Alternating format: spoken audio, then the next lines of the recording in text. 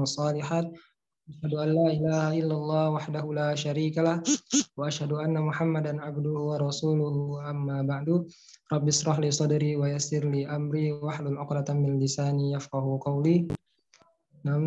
Alhamdulillah kita bisa belajar lagi hadis bersama Ustadz kita, Ustadz Said Yai. Sekarang kita sudah masuk ke hadis ke-37 tentang kebaikan dan dosa. Langsung saja, tafadhal masykuran ya Ustaz. Baik. Bismillah. Assalamualaikum warahmatullahi wabarakatuh. Innal hamdalillah nahmaduhu wa nasta'inuhu wa nastaghfiruh wa natubu ilaih. Wassalatu wassalamu al-akmalani ala nabiyil Mustafa Muhammadin wa ala alihi wa sahbihi ajma'in wa ba'd. Ya ayyuhalladzina amanu taqullaha haqqa tuqatih wa la tamutunna illa wa antum muslimun. Ya ayyuhalladzina amanu taqullaha wa qulu qawlan sadida yuslih lakum a'malakum wa yaghfir lakum dhunubakum wa may yuti'illaha wa rasulahu faqad faza fawzan 'azima. Wa ba'd. Ayyuhal ikhwan, saudara-saudari sekalian, Bapak Ibu sekalian yang mudah-mudahan kita semua dirahmati oleh Allah Subhanahu wa taala. Saudara pendengar Radio Roja Darussalam Palembang, yang mudah-mudahan kita selalu diberkahi oleh Allah Subhanahu wa taala waktu dan harta kita. Begitu pula sahabat-sahabat di Rumah Quran Malang yang sekarang kita terhubung via Zoom. Alhamdulillah, ini merupakan kenikmatan yang Allah Subhanahu wa taala berikan kepada kita. Kita bisa belajar dengan menggunakan media kekinian yang menghubungkan meskipun jarak kita jauh. Saya di Pondok Pesantren Darul Quran wal Hadis Oku Timur di Martapura, Sumatera Selatan, dan Radio Roja Darussalam ada di Palembang. Begitu pula sahabat-sahabat kita ada di Malang, kita juga bisa terhubung. Bahkan ada teman-teman lain juga yang ikut berpartisipasi mungkin di dalam link Zoom kita ini yang bukan dari Malang.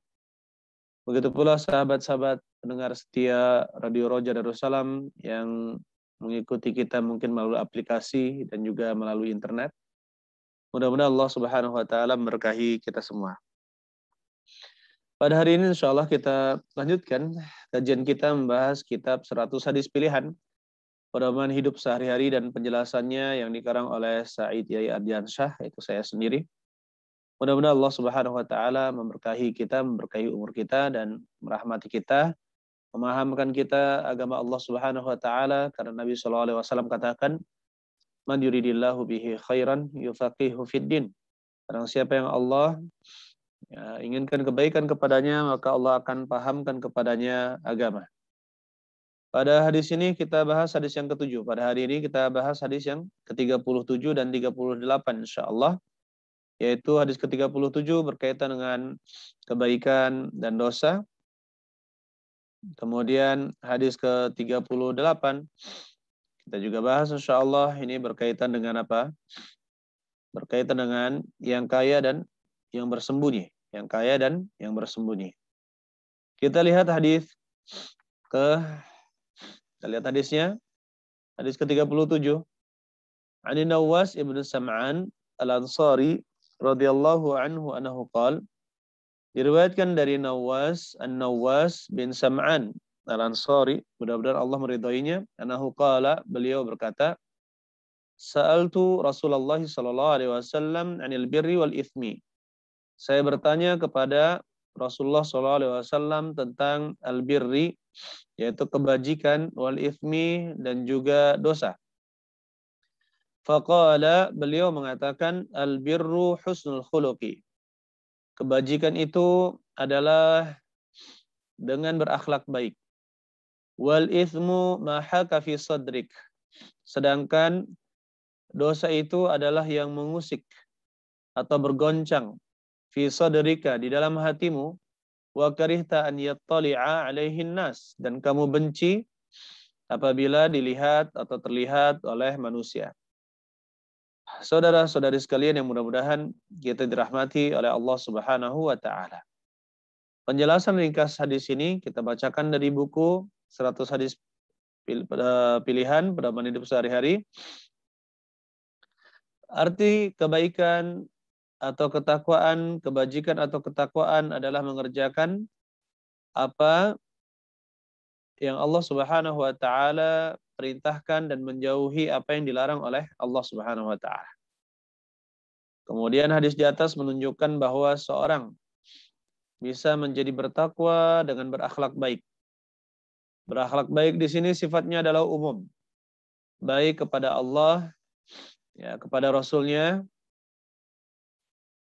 kemudian sama manusia dan juga makhluk-makhluk lain di sekitarnya seperti jin, begitu pula hewan-hewan. Ya, kita juga harus berakhlak baik kepada mereka. Kemudian yang ketiga, hadis ini tidak menerangkan bahwa seorang dianggap bertakwa hanya dengan berakhlak baik, tidak. Ya, jadi di sini bukan hanya pembatasan dengan berakhlak baik, tapi maksudnya salah satu amalan yang besar untuk mencapai ketakwaan adalah dengan apa? Dengan berakhlak baik. Jadi tidak ada alasan bagi seorang muslim untuk meninggalkan kewajiban-kewajiban yang lain dan hanya mencukupkan dengan berakhlak baik saja. Jadi yang namanya kebajikan, ketakwaan itu banyak, ya, tetapi memang yang sangat besar pengaruhnya adalah berakhlak mulia, berakhlak mulia. Jadi kebaikan-kebaikan lain bukan berarti tidak perlu kita kerjakan. Kemudian Rasulullah SAW mengajarkan kepada kita bagaimana cara mengenal suatu dosa. Jika kita belum memiliki ilmu tentangnya, yaitu dengan melihat hati kita. Apakah hati kita merasa terusik, tidak enak, tidak nyaman, dan kita merasa malu jika dilihat oleh orang lain ataukah tidak? Jika ya, maka kemungkinan besar hal tersebut adalah suatu dosa. Oleh karena itu, setiap muslim wajib belajar atau menanyakan berbagai hal yang membuat hati dia ragu kepada orang yang berilmu. Nanti insya Allah penjelasan mengenai poin keempat ini akan kita jelaskan pada penjelasan yang lebih panjang insya Allah. Baik, saudara-saudari sekalian yang mudah-mudahan kita dirahmati oleh Allah Subhanahu wa taala. Baik. Dalam hadis An-Nawas bin Sam'an, ini mirip dengan apa yang diriwayatkan oleh Wabisah bin Ma'bad radhiyallahu anhu. Dia berkata, "Ataitu Rasulullah sallallahu alaihi wasallam faqal." Saya datang kepada Rasulullah sallallahu alaihi wasallam dan beliau pun mengatakan kepadaku, "Ji'ta tas'alu 'anil birri?" Apakah engkau datang kepadaku untuk bertanya tentang al-birri, kebajikan? Qultu na'am. Saya pun menjawab, ya. Faqal, maka berkatalah Nabi sallallahu alaihi wasallam, "Istafti qalbak." Ya, mintalah fatwa, yaitu jawabannya dengan kepada hatimu. Al-birru matma'annat ilaihi nafsu. Yang dinamakan kebajikan adalah yang jiwa itu tenang dengannya. Watma'anna ilaihil qalbu. Dan juga tenang hati kepadanya. Wal ithmu ma haka fi nafsi. Sedangkan dosa itu adalah apa yang mengusik atau berguncang di dalam hati. Wartaraddada fis sadri, dan dia bergoncang di dalam dada. Wa in aftakan nas wa aftauka. Meskipun manusia ya memberikan jawaban atau fatwa kepadamu dan mereka memfatwakannya. Saudara-saudari sekalian yang mudah-mudahan kita dirahmati oleh Allah Subhanahu wa taala. Kalau kita perhatikan hadis al-birru husnul khuluq, kebajikan itu adalah dengan berakhlak mulia, wal itsmu, dan juga dosa. Maka di sini terdapat jawami'u al-kalim an-nabawi, jawami'u kalimin Nabi sallallahu alaihi wasallam, perkataan yang ringkas ya tetapi memiliki makna yang sangat besar. Di mana di dalam hadis ini disebutkan kata al-birru. Al-birru itu artinya adalah kebajikan. Tetapi kalau misalkan dia terpisah dengan ketakwaan, maka al-birru itu artinya adalah at-taqwa, ketakwaan. Jadi kalau kita katakan al-birru, maksudnya adalah ketakwaan itu sendiri. Jadi segala bentuk kebaikan. Segala bentuk kebaikan. Maka itu dinamakan albir. Oleh karena itu para ulama menyebutkan tentang albir, dia adalah at-tawassu'u fil khair. adalah dia itu berlapang-lapang atau memperbanyak kebaikan.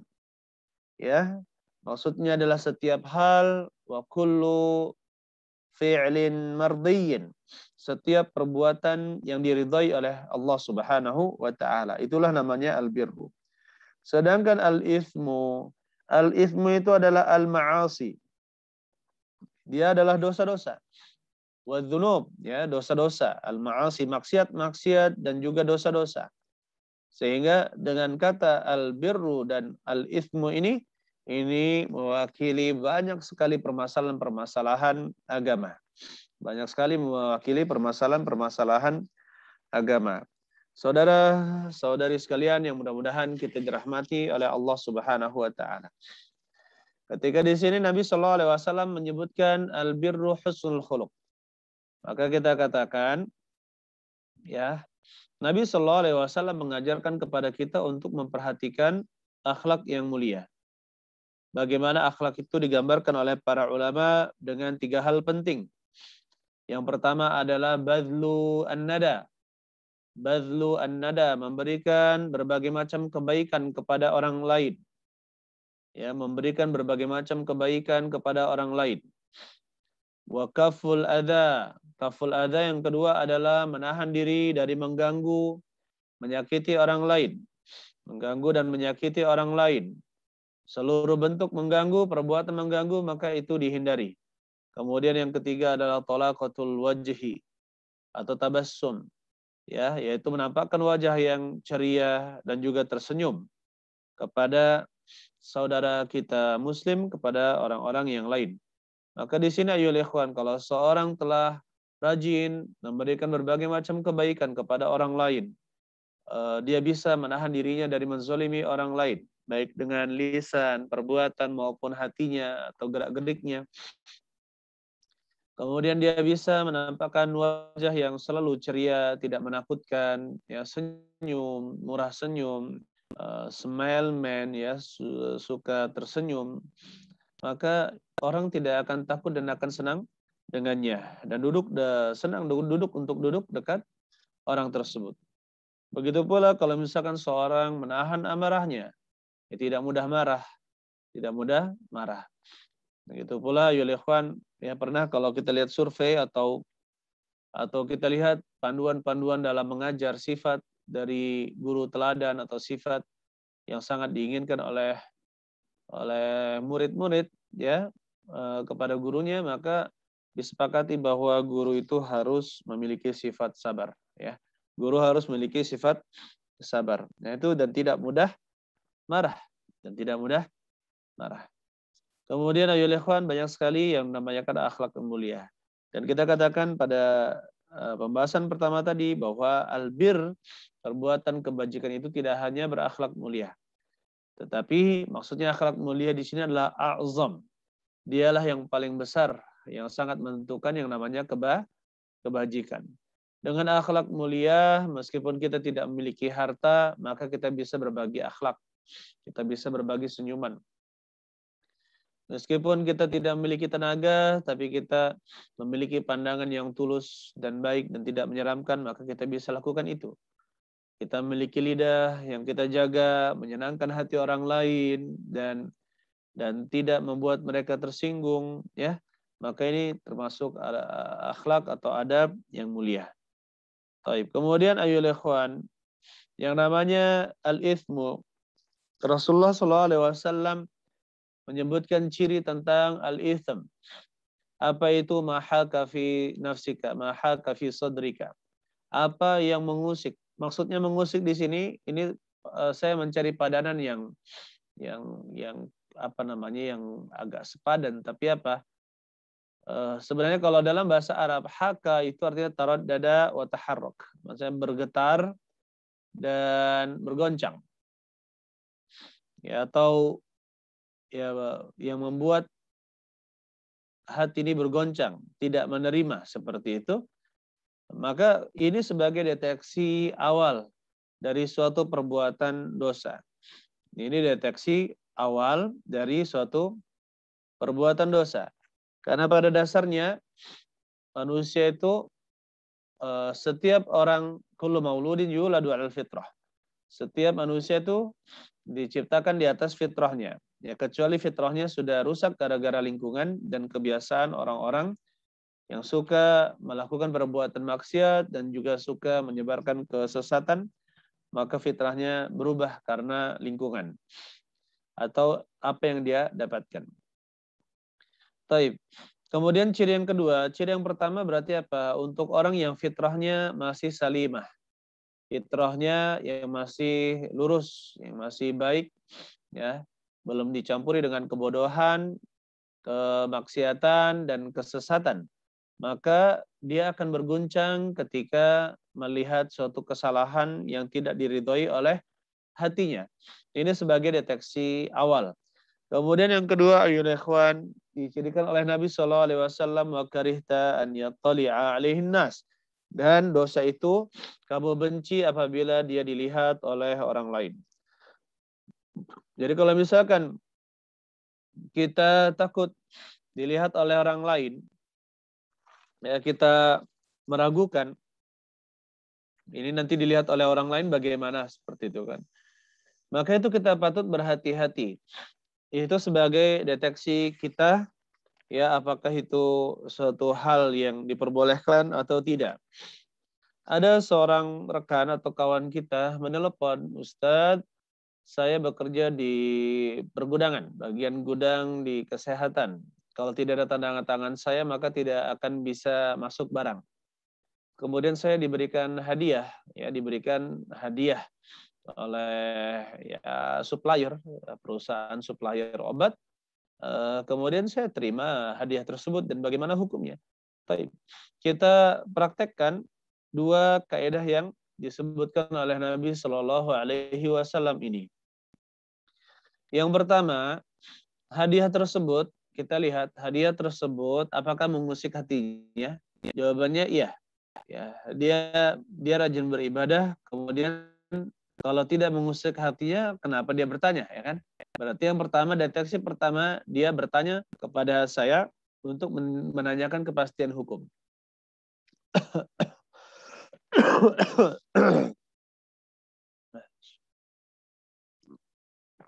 Berarti hatinya sudah bergoncang. Ya, ingin mengetahui kepastian hukum. Yang kedua, nah, deteksi yang kedua, yaitu apa? Malu dilihat manusia. Maka saya katakan kepada saya sudah tahu ikhwan tersebut atau saudara tersebut yang bertanya. Jadi saya balik bertanya kepada beliau, saya punya dua soalan. Yang pertama, kalau antum tidak bekerja di gudang tersebut sebagai kepala gudang, apakah antum akan mendapatkan hadiah? Yang pertama. Yang kedua, apakah antum berani melaporkan hal ini ke inspektorat, yaitu penyidik, pemeriksa bagian apa? Pengawas bagian seperti KPK, ya, kalau inspektorat di daerah itu seperti KPK. Apakah antum bersedia melaporkan? Jawabannya yang pertama, katanya saya tidak akan mendapatkan hadiah kalau saya tidak bekerja di sini. Yang kedua, saya tidak berani untuk melapor ke inspektorat karena ini memang tidak diperbolehkan secara aturan. Tapi kalau begitu apa? Kalau begitu hal tersebut tidak diperbolehkan. Ya, hal tersebut tidak diperbolehkan. Nah, di sini ya ikhwan, Allah Subhanahu wa taala menjadikan hati kita memiliki detektor, ya, detektor awal. Yaitu apa? Apakah dia berguncang dalam hati kita? Kemudian yang kedua, kita malu atau tidak ketika itu diketahui oleh orang lain. Ya, apabila selamat dari dua detektor ini, maka kemungkinan besar itu bukan perbuatan dosa. Tapi kalau dia perbuatan dosa, maka dia akan apa? Maka dia akan timbul keraguan-raguan dan juga kebimbangan di dalam hatinya. Saya beri contoh lagi, ada seorang yang contohnya ada seorang yang bekerja di suatu lembaga atau suatu perusahaan. Kebiasaan bosnya adalah markup, menaikkan laporan, ya, menaikkan laporan. Dia bimbang akan hal ini. Ya, apakah boleh gitu ya, seperti itu? Ya, dan ternyata setelah pembuatan laporan tersebut ada dana-dana lebih yang dibagikan kepada para panitia atau para pegawai. Subhanallah. Maka kita katakan yang seperti ini kita pakai detektor. Yang pertama, apakah mengusik hati? Jawabannya pertama, iya. Yang kedua, apakah malu jika dilihat oleh manusia? Jawabannya bagaimana? Kalau orang lain tahu bagaimana, malu apa tidak? Pasti malu. Makanya seperti ini kita katakan ayyuhal ikhwan, berarti detektor dosa itu sudah masuk ke dua-duanya. Ya, detektor dosa itu sudah masuk ke dua-duanya. Kemudian ayyuhal ikhwan, ini permasalahan ini ya, ini permasalahan ini, dua detektor ini bukanlah suatu kepastian hukum. Kalau ingin mengetahui kepastian hukumnya, maka harus bertanya kepada ahli ilmu. Harus bertanya kepada ahli ilmu. Jadi dua detektor ini bukanlah suatu kepastian hukum, tetapi apa? Sebagai detektor. Allah Subhanahu wa taala mengatakan fas'alu ahla dzikri in kuntum la ta'lamun, dan bertanyalah kalian kepada ahli ilmu jika kalian tidak mengetahui. Adapun perkataan Wabisah yang dikatakan oleh Nabi kepada Wabisah, istafti qalbak, ya, mintalah fatwa kepada hatimu.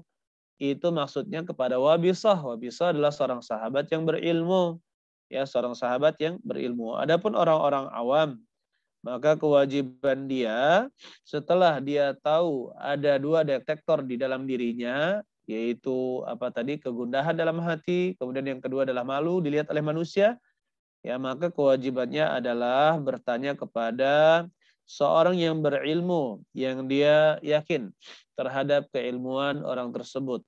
Baik ilmunya, kewaraannya, ya, wara' itu sikap hati-hatinya dalam beribadah, beragama. Begitu pula keilmuannya, ya, itulah kewajiban orang awam bertanya kepada orang yang berilmu. Baik. Adapun bertanya kepada setiap orang, ya, meskipun dia orang yang soleh tapi tidak berilmu, maka ini juga bukan suatu dalil, ya, bukan suatu dalil. Harus bertanya kepada orang yang berilmu. Taib. Dan kalau kita tidak memiliki ilmunya, maka segeralah bertanya kepada para ustadz, ya, segera bertanya kepada para ustadz. Dan alhamdulillah bifadlillahi ta'ala, fasilitas-fasilitas sekarang ini, dengan adanya media sekarang ini, kita bisa mendapatkan atau bertanya soal jawab, ya, dengan para ustadz, walaupun jarak sangat membedakan kita atau sangat jauh, ya, dengan fasilitas HP dan juga internet yang ada sekarang ini, kita dimudahkan untuk itu. Ya. Saudara-saudari sekalian yang mudah-mudahan kita dirahmati oleh Allah Subhanahu wa taala. Pada hadis ini terdapat pelajaran, ya, keutamaan tentang akhlak yang mulia. Ya, dan sangat besarnya pengaruh akhlak yang mulia terhadap yang namanya albir, yaitu kebajikan. Kemudian ayyuhal ikhwan, kita juga sudah sebutkan bahwa dua detektor dosa itu sudah kita sebutkan apa? Yang pertama, mengguncang hati. Tidak enak di hati atau meragukan di dalam hati. Yang kedua apa? Detektor dosa yang kedua adalah apa? Malu kalau dilihat manusia. Malu dilihat kalau dilihat oleh manusia. Tapi perlu kita ingatkan ayyuhal ikhwan, yang namanya seperti ini bisa saja berubah kalau fitrahnya itu apa? Fitrahnya itu rusak karena terpengaruh oleh kebodohan di masyarakat atau syahwat. Ya, kebodohan, syahwat yang menyebar di masyarakat. Begitu pula yang ketiga, yaitu kesesatan. Kebodohan, syahwat, kemudian kesesatan yang menyebar di masyarakat. Maka yang seperti ini bisa mempengaruhi pola pikir. Bahkan yang tadinya benar bisa dikira sebagai suatu kesalahan, yang salah bisa dianggap sebagai suatu kebenaran. Saya beri contoh. Dulu ketika tahun 90-an aja lah, ketika kita hidup di masa kecil, ya. Tapi yang namanya wanita berjilbab itu jumlahnya semakin sedikit.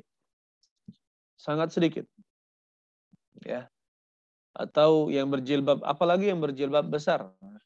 Maka berbagai tuduhan tertuju kepadanya.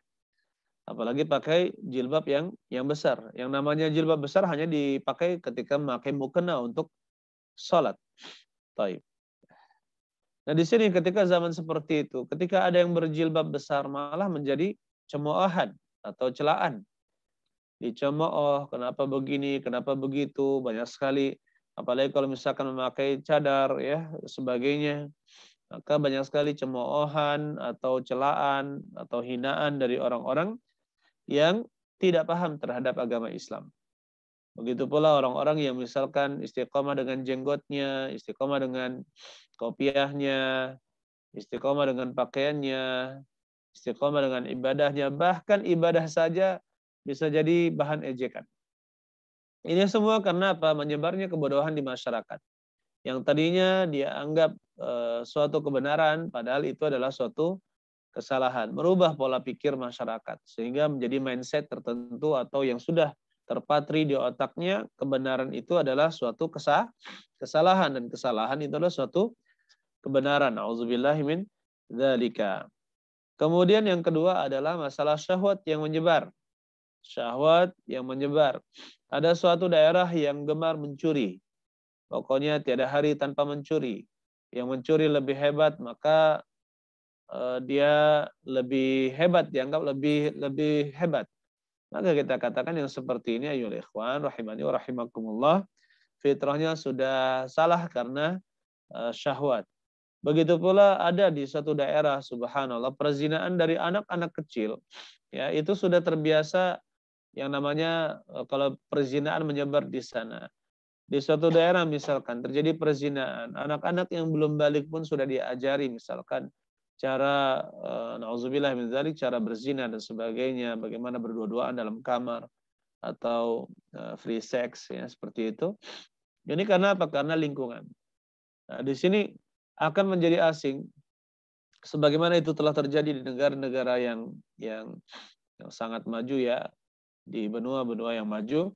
Ketika umur 16 tahun itu sebagai apa namanya, sebagai patokan bahwa seorang wanita itu harus sudah digauli oleh orang lain. Auzubillahi min dzalika, padahal itu di dalam Islam adalah usia-usia yang keemasan ya, atau misalkan usia-usia yang betul-betul kalau kaum muslim itu menjaga anak wanitanya. Bahkan di zaman Nabi SAW dia itu disembunyikan, tidak mudah dikeluarkan karena sangat berharga, sangat dilindungi oleh orang tuanya. Nah ini umur 16 tahun di negara-negara yang sudah menyimpang karena syahwatnya yang begitu menyebar, menganggap itu sebagai suatu kebiasaan. Maka kita katakan ayyuhal ikhwan, ini menyelisihi fitrah yang selamat, fitrah yang benar. Oleh karena itu tidak menjadi ukuran, ya itu tidak menjadi ukuran. Kemudian selanjutnya adalah kesesatan. Begitu pula ketika kesesatan sudah menyebar, maka yang benar akan dikatakan salah, yang salah akan dikatakan benar, ya, yang salah akan dikatakan benar. Sebagaimana telah terjadi di berbagai macam daerah. Contohnya orang-orang yang mengatakan bahwa kita itu tidak perlu sholat, ya, kita tidak perlu sholat 5 waktu, yang penting ingat kepada Allah itu sudah cukup, katanya. Dan ini menjadi kebiasaan di suatu daerah tersebut. Akhirnya anak-anaknya tidak sholat. Kenapa? Orang tuanya, kakeknya juga tidak sholat. Menganggap apa? Menganggap bahwa kita ini cukup ingat kepada Allah Subhanahu Wa Taala. Akhirnya mereka meninggalkan sholat 5 waktu. Maka kita katakan ayyuhal ikhwan, yang seperti ini adalah pengaruh dari dari kesesatan yang sudah menyebar. Begitu pula kalau misalkan di negara Syiah atau yang menyebar banyak Syiah, maka akan kita dapatkan orang-orang yang melegalkan yang namanya kawin kontrak atau nikah mut'ah. Nauzubillahi min dzalika. Baik, kemudian ayyuhal ikhwan rahimani wa rahimakumullah, saudara-saudari sekalian yang mudah-mudahan kita dirahmati oleh Allah Subhanahu wa taala. Jadi jangan sampai, nah sekarang kita penting sekali yang namanya untuk mengatasi ketiga hal ini, kebodohan, syahwat, dan juga kesesatan. Bagaimana cara mengatasinya? Untuk mengatasi kesesatan, kebodohan, maka kita harus mempelajari ilmu langsung dari sumbernya, ya, langsung dari Sumbernya yaitu Al-Quran dan Al-Hadis sesuai dengan pemahaman salaf al-ummah, yaitu umat-umat yang terdahulu yang dijelaskan oleh para ulama dari sunnah wal jamaah. Agar kita bisa, yang kedua, agar kita bisa mengurangi syahwat atau membatasi syahwat kita kecuali pada yang halal. Apa yang kita lakukan? Yang kita lakukan adalah berkumpul dengan orang-orang yang soleh. Berkumpul dan berkawan dengan orang-orang yang soleh. Kemudian yang ketiga, masalah kesesatan. Masalah kesesatan, bagaimana kita mengatasinya? Maka kita harus berguru kepada ulama-ulama ahli sunnah wal jamaah dan tidak mengambil ilmu dari selain beliau-beliau. Karena sangat berbahaya, yang namanya fitnah itu, syubhat itu menyambar-nyambar. Ya, syubhat itu, yang namanya syubhat itu menyambar-nyambar. Bisa jadi dia hanya satu pandangan tetapi masuk ke dalam hati dan membuat kagum. Oleh karena itu, ayyuhal ikhwan, jangan mendengarkan perkataan ahli bid'ah, orang-orang sesat. Jangan. Kalau kita sudah ketahui ada orang atau ustadz atau da'i yang sesat, maka jangan kita dengarkan ceramah-ceramahnya. Kita harus menjauhi ya ceramah-ceramah orang-orang tersebut. Karena apa? Karena fitnah itu menyambar-nyambar. Ya. Fitnah itu atau syubhat itu menyambar-nyambar dan bisa masuk ke hati kita dan merusak keyakinan kita. Na'udzubillahi min dzalika. Kemudian adapun ayyuhal ikhwan rahimani wa rahimakumullah. Orang yang diberikan ini yaitu dua indikator, yaitu apa? Yang pertama adalah indikator mengenal dosa, yaitu apa? Apa yang menggoncang hati, wa karihta an yatali alaihin nas, dan engkau benci jika dilihat oleh manusia. Karena itu Rasulullah SAW katakan, idza lam tastahyi fasna ma syi'ta. Jika kamu tidak memiliki rasa malu, maka berbuatlah sesukamu. Oleh karena itu, ayyuhal ikhwan rahimani wa rahimakumullah. Kalau misalkan ada seorang guru atau seorang ustadz, seorang dai, dia mengatakan kalau dalam bahasa Jawa Pak karepmu ya, gitu ya. Karepmu, ya, itu hati-hati itu. Atau bahasa Palembangnya apa? Basing kamu lah, basing kau lah, basing kamu. Basing ya. Atau terserah kamu. Ini hati-hati kalau dia berasal dari seorang pendidik, seorang ustaz, seorang dai, terserah. Gitu. Terserah gitu ya. Ini hati-hati. Ini seperti perkataan Nabi SAW. Jika kamu tidak malu, maka terserah. Lakukan apa yang kamu mau. Bukan menyuruh untuk itu. Tetapi apa? Kalau kamu punya malu, harusnya tidak perlu diingatkan lagi. Tidak perlu diberitahu lagi bahwa kalau sudah tahu itu hal yang membuat malu, maka tinggalkan. Kalau misalnya sampai ustadznya sudah bilang terserah kamu. Nah ini hati-hati ya. Perkataan seperti itu harus dicermati dan itu juga bisa menjadi petaka bagi penuntut ilmu yang ngeyel, ya, penuntut ilmu yang ngeyel. Hadis yang ke-38 itu hadis kedua pada pertemuan kita malam hari ini. Silakan saudara pendengar apabila ada pertanyaan bisa melayangkan soal ke SMS nomor admin Roja Darussalam atau untuk teman-teman kita di Rumah Al-Quran Malang bisa menuliskan soalnya di forum chat insyaallah ya, mudah-mudahan kita bisa membahasnya pada malam hari ini. Itulah juga rekan admin di Kunci Kebaikan TV, silakan kalau ada. Bismillah. Kita bahas hadis ke-38 yang kaya dan bersembunyi. An Sa'ad ibn Abi Waqqas radhiyallahu anhu an Rasulillah sallallahu alaihi wasallam yaqul.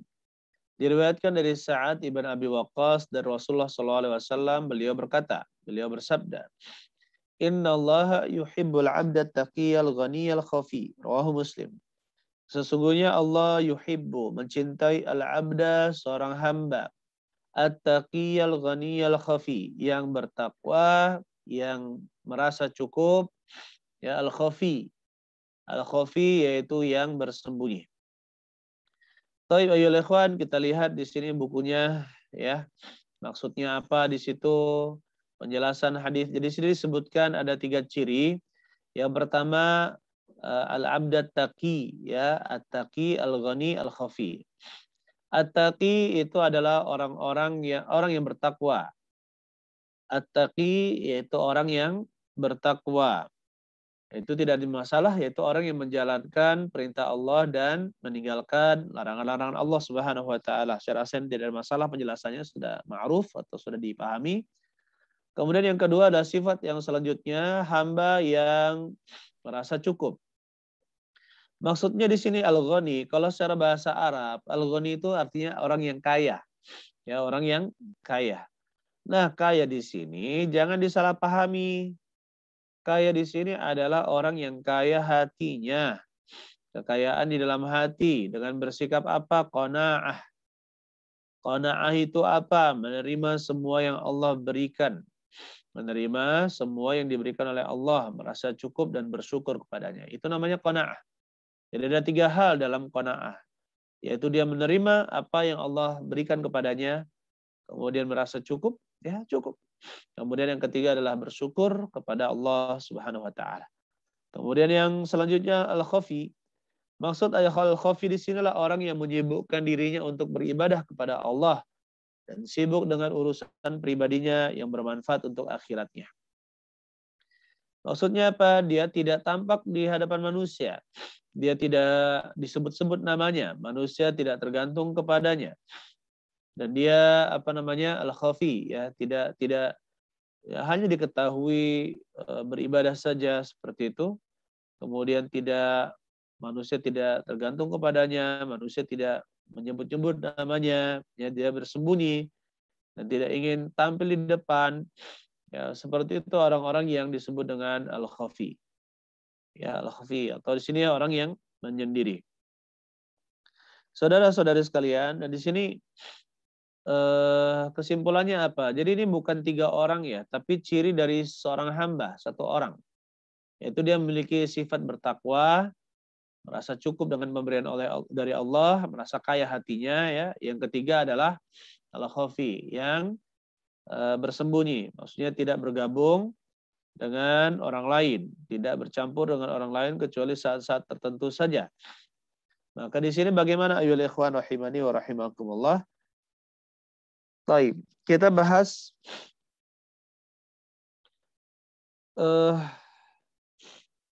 yang pertama, memang terjadi perselisihan di kalangan ulama. Mana yang terbaik bagi seorang muslim? Apakah bergabung dengan manusia? Ya, apakah dia yakhtalit bin nas, yaitu berkumpul atau bermasyarakat? Nah, kita katakan bermasyarakat dengan manusia. Ataukah yang terbaik adalah dia menyendiri? Misalkan di kebun, di gubuk, atau di lereng gunung, di pinggir danau, misalkan seperti itu. Atau dia uzlah, yang disebut dengan yang pertama yang ya disebut dengan al-uzlah, yaitu menyendiri. Atau yang kedua adalah al-khilthah, yaitu bercampur dengan masyarakat. Nah, di sini terjadi perselisihan di antara ulama mana yang lebih utama. Baik. Di dalam sebuah hadis, yang pertama ada pendapat mengatakan al-uzlah yang lebih utama. Berdalil dengan hadis yang kita pelajari saat ini, sungguh Allah mencintai seorang hamba yang bertakwa, yang merasa cukup, kaya hatinya, dan bersembunyi. Ya. Dan hadis yang lain, contohnya ketika Nabi SAW ditanya, ayyun nas afdal ya Rasulullah, manusia mana yang paling utama ya Rasulullah?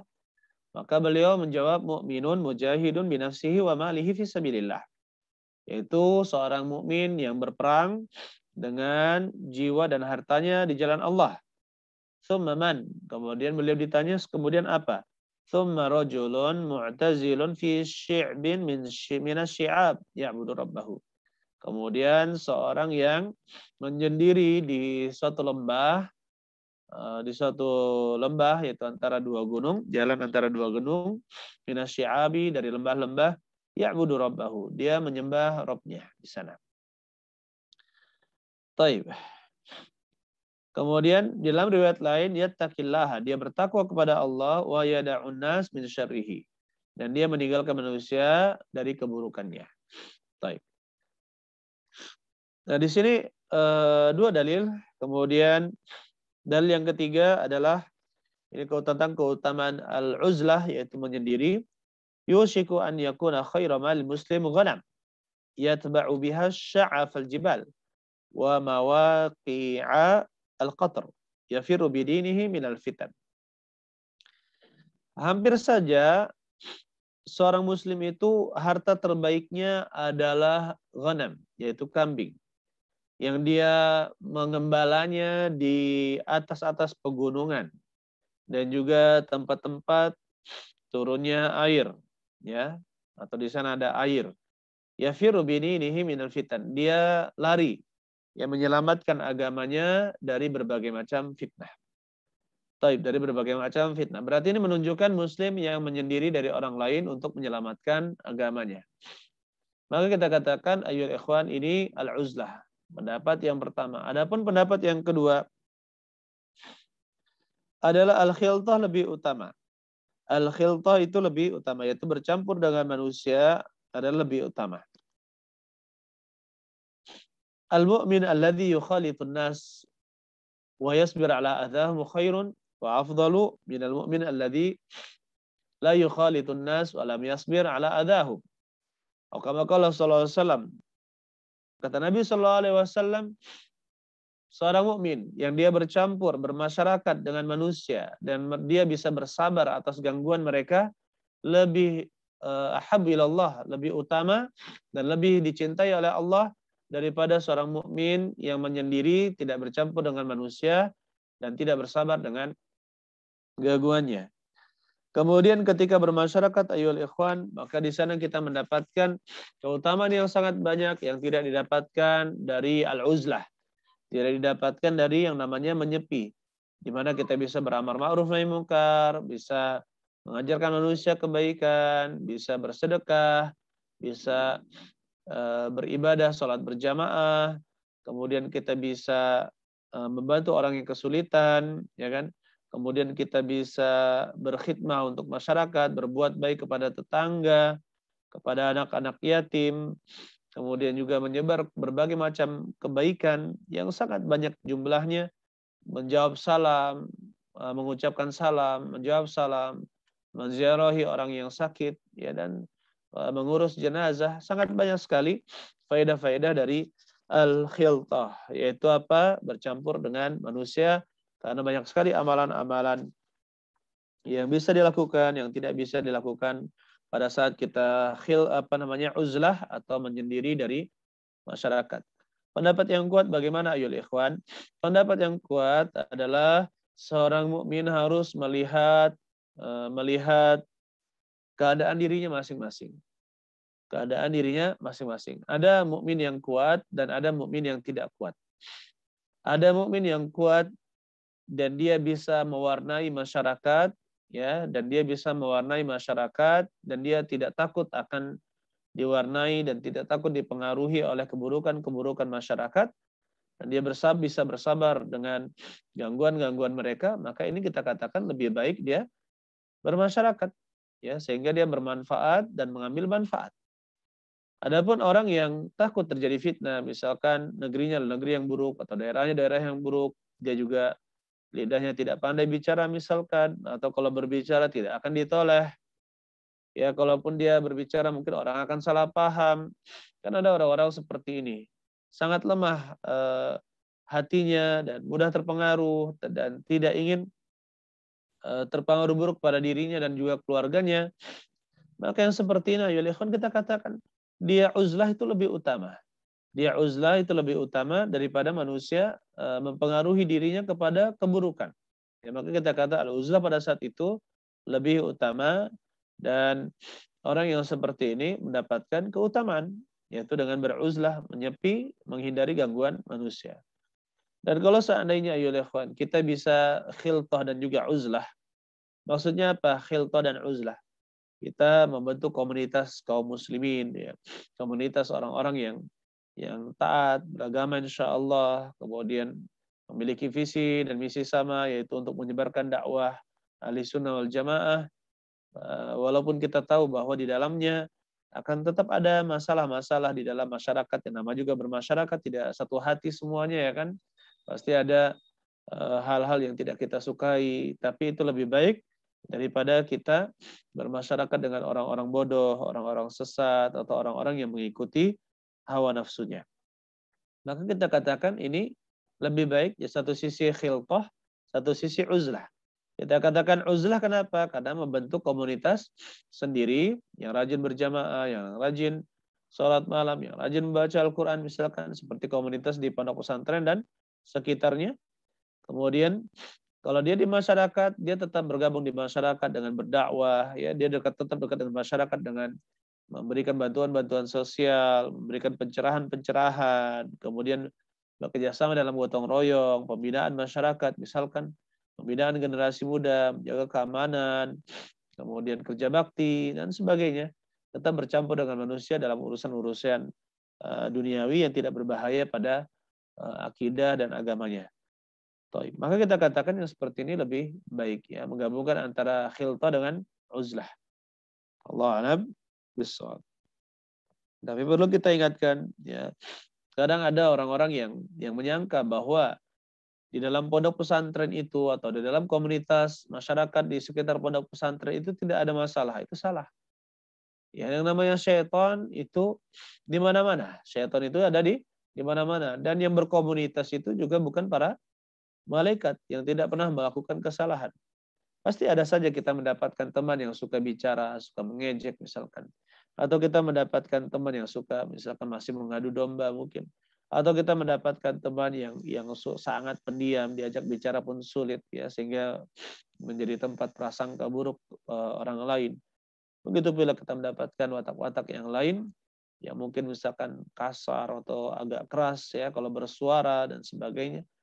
Maka kita katakan inilah keragaman, ya, dan yang namanya seluruh lingkungan masyarakat itu ada yang seperti itu, dan kita katakan tidak ada yang namanya kesempurnaan kecuali di surga, kecuali di surga. Allahu a'lam bishawab. Silakan saya berikan kesempatan pada teman-teman yang ingin bertanya, ya. Baik. Jadi kita katakan makna al-ghani, orang kaya di situ, jangan sampai disalahartikan. Seperti misalkan ketika membaca hadis ini, sungguhnya Allah mencintai seorang hamba yang bertakwa, kaya dan bersembunyi. Akhirnya yang dia lakukan adalah membuat villa, tinggal di sana untuk menjauhi manusia, pagarnya pagar tinggi, hanya tinggal di sana, ya, tidak ada masyarakat. Akhirnya dia tinggal di tempat yang seperti itu. Katanya, ini maksudnya kaya, saya ini kaya, kemudian bersembunyi. Kemudian saya bersembunyi. Bukan seperti itu, ya, ikhwan. Yang namanya orang kaya, maka dia punya kewajiban, ya. Dia punya keharusan seperti memperhatikan orang-orang di sekitarnya, bersedekah, ya kan? Kemudian membagikan hartanya, bermanfaat untuk orang lain. Maka yang seperti ini itu kesalahan dalam tafsiran. Ya, begitu pula kesalahan tafsiran itu yang maksud di dalam sini bukan kekayaan harta, tapi kekayaan di dalam hatinya. Ya, kekayaan di dalam hati. Kemudian juga al-khafi, maksud al-khafi di situ bukan berarti ketika bersembunyi, maksudnya adalah tidak mengerjakan sholat berjamaah atau yang lainnya, tidak. Kita katakan dia tetap mengerjakan sholat, dia tetap mengerjakan sholat Id misalkan, ya, meskipun itu agak jauh dari rumahnya. Allah alam bisawab. Selama dia masih mendengar suara azan dan itu rutin dia dengar suara azan tersebut, maka dia harus memenuhi panggilan azan tersebut. Allah alam bisawab. Kemudian saudara-saudari sekalian, mudah-mudahan kita dirahmati oleh Allah Subhanahu wa taala. Baik. Di sini juga kalau keadaan seperti yang disebutkan di dalam hadis Nabi sallallahu alaihi wasallam, yushiku an yakuna khairu malil muslim ghanam. Hampir saja harta terbaik seorang muslim itu adalah kambing.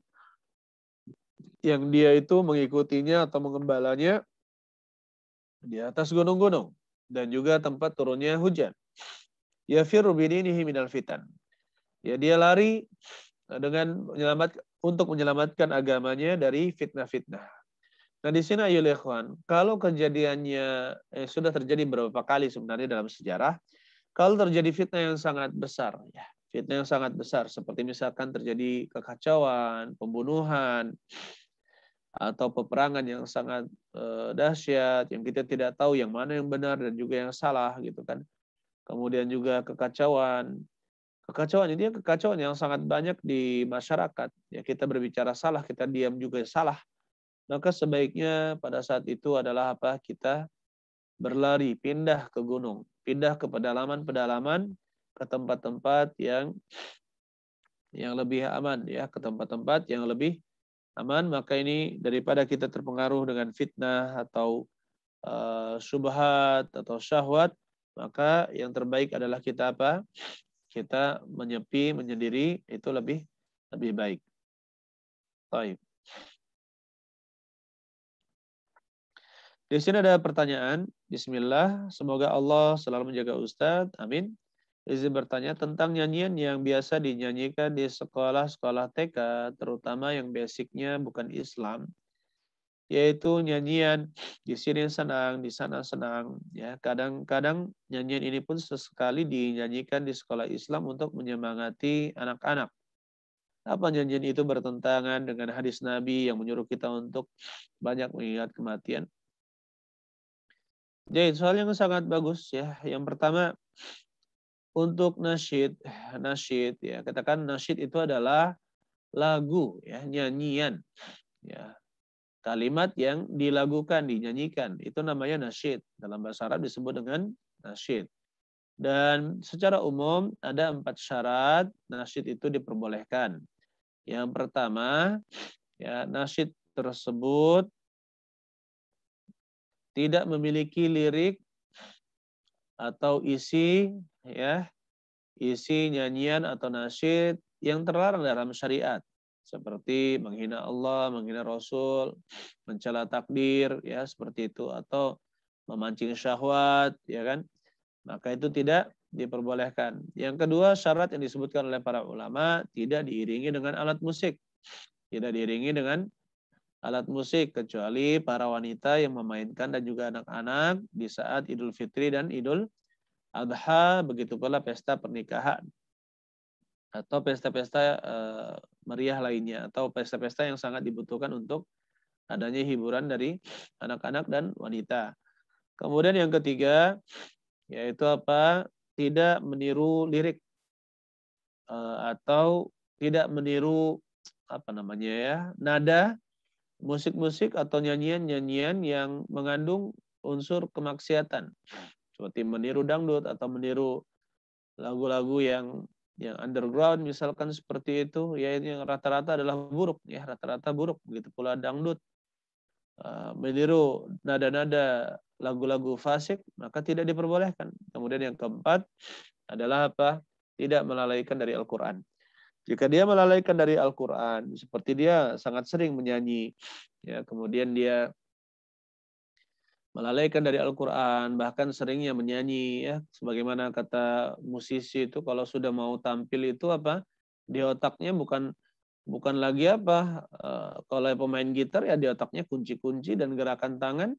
Kalau penyanyi maka lirik-lirik lagu itu dihafalkan terus berulang kali, kan seperti itu. Kalau misalkan dia drummer, tangannya goyang-goyang terus ketika akan tampil. Ya, kita katakan seperti itu melalaikan. Kita katakan itu melalaikan, maka tidak diperbolehkan. Jadi ini hanya sekali-sekali saja kita katakan nyanyian-nyanyian yang memenuhi 4 persyaratan yang saya sebutkan tadi, maka itu diperbolehkan. Jadi tidak hanya lagu-lagu seperti di sini senang, di sana senang, di mana-mana hatiku senang, apalagi lala gimana lupa saya juga lagunya ya. Nah, yang jelas kalau misalkan ada unsur-unsur diharamkan ya, seperti misalkan dulu ada penghinaan takdir sungguh kejam, atau teganya ya Robku, teganya dirimu misalkan, betapa kejam hidup ini seperti itu, atau bahasa satu bahasa dua entah apa seperti itu, dan yang lainnya lirik-lirik yang mengandung kemaksiatan, maka kita tidak boleh. Atau misalkan lirik-lirik yang mengandung kesesatan. Tadi syahwat ya, seperti ada telah datang Nabi Muhammad misalkan seperti itu. Padahal Nabi Muhammad telah wafat dan di alam barzakh, alam yang berbeda dengan alam kita. Allah alam bissawab. Seperti itu. Silakan kalau ada lagi. Baik, teman-teman di Roja, silakan kalau ada.